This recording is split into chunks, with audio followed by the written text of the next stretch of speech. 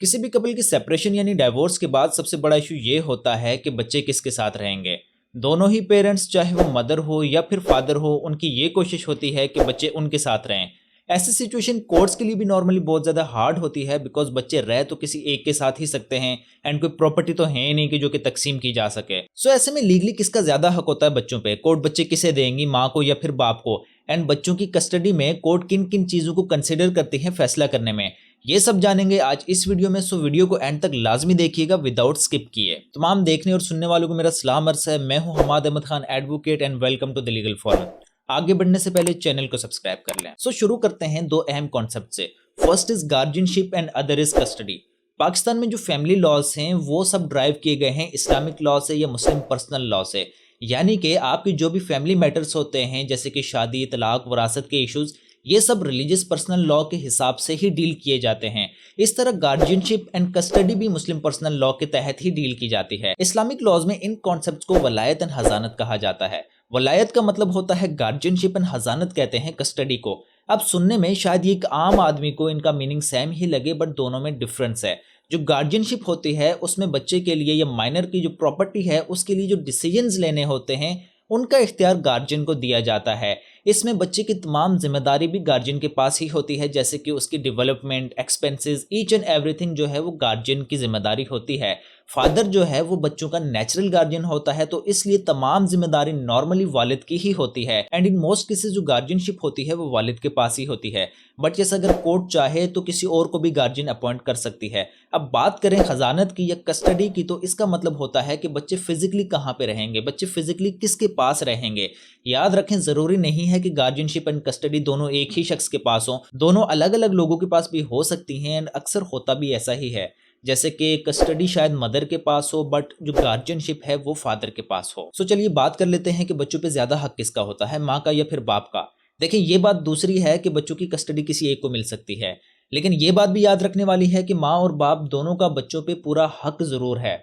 अगर बात करें कस्टडी की तो वो किसके पास होगी, इस चीज को डिसाइड करने के लिए कोर्ट के पास कुछ प्रिजम्पशंस होती हैं, और प्रिजम्पशन के लिए बच्चे की एज, जेंडर, रिलीजन, ये सब चीजें बहुत ही इंपॉर्टेंट होती हैं। एंड पेरेंट्स के सेट को फॉलो करते हैं, ये चीज भी बड़ी अहम है। अगर पार्टी सुन्नी है तो प्रिजम्पशन ये है कि माइनर अगर मेल है तो 7 साल की एज तक मदर के पास प्रेफरेंशियल राइट है, यानी कि माँ के पास कस्टडी का पहला हक तस्वर किया जाएगा।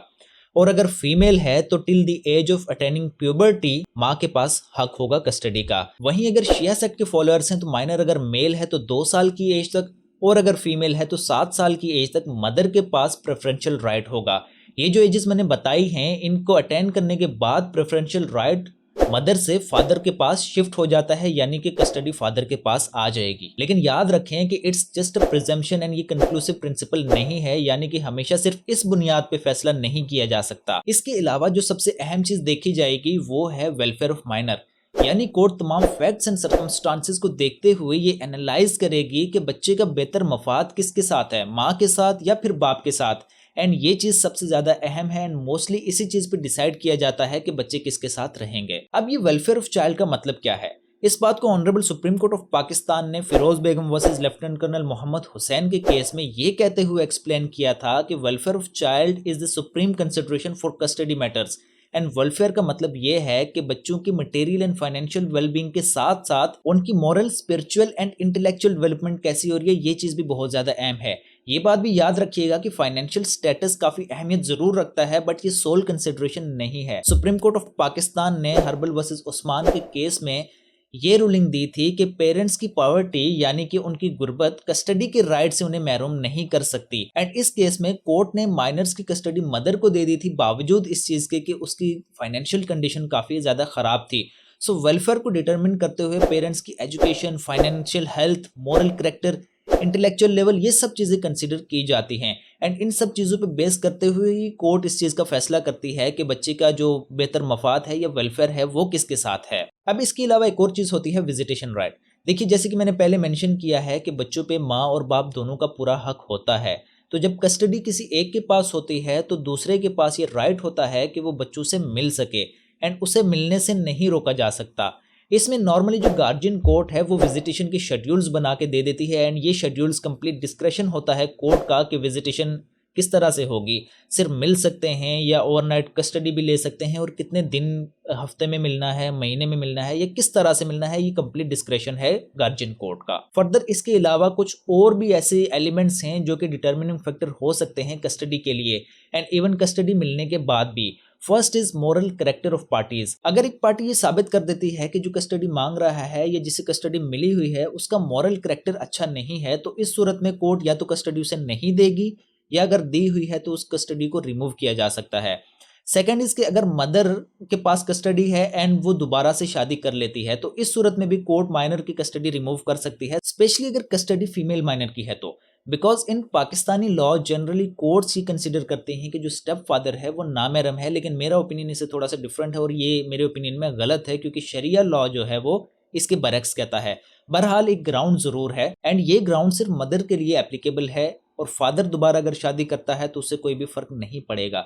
द नेक्स्ट फैक्टर इज कि अगर माइनर को जुरिस्डिक्शन से बाहर ले जाने की ट्राई की जाए विदाउट परमिशन ऑफ कोर्ट, ऐसी सूरत में भी कोर्ट कस्टडी रिमूव कर सकती है। द नेक्स्ट थिंग इज कि इर्रेस्पेक्टिव ऑफ कस्टडी, चाहे वो मदर के पास है या फिर फादर के पास है, चूंकि फादर जो है वो नेचुरल गार्जियन है बच्चों का, तो मेंटेनेंस यानी उनके तमाम अखराजात की रिस्पॉन्सिबिलिटी भी फादर की ही है।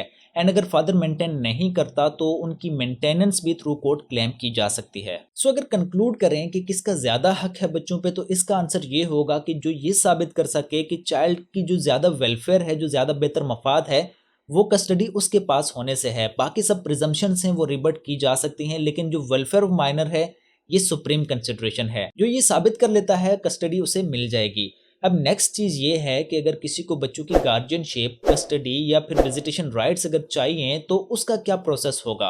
Without going too much technical details, आसान अल्फाज में प्रोसीजर ये होगा कि आप गार्जियन कोर्ट, जो कि फैमिली जजेस होते हैं नॉर्मली, एप्लीकेशन देंगे उन्हें under guardian and ward act. उस एप्लीकेशन पे सामने वाली पार्टी को नोटिस होंगे, जो कि कस्टडी लेना चाह रहा होगा उसे वेलफेयर ऑफ माइनर साबित करनी होगी, एंड उसके बाद कोर्ट सिचुएशन को एनालाइज करके फैसला देगी। इस तरह के केसेस में strict technicalities of legal procedure applicable नहीं होती। अगर आप इससे रिलेटेड मजीद इन्फॉर्मेशन चाहते हैं या आपका कोई क्वेश्चन है तो आप मुझे कॉन्टैक्ट कर सकते हैं थ्रू व्हाट्सएप, नंबर स्क्रीन पे आप देख सकते हैं। इसके अलावा आप मुझे कॉमेंट्स में भी अपना क्वेश्चन पूछ सकते हैं, या थ्रू इंस्टाग्राम भी आप मुझे कॉन्टैक्ट कर सकते हैं, लिंक जो है वो डिस्क्रिप्शन में है। मजीद इन्फॉर्मेटिव वीडियोस के लिए चैनल को सब्सक्राइब करें। मिलते हैं अगली वीडियो में, तब तक के लिए अल्लाह हाफिज।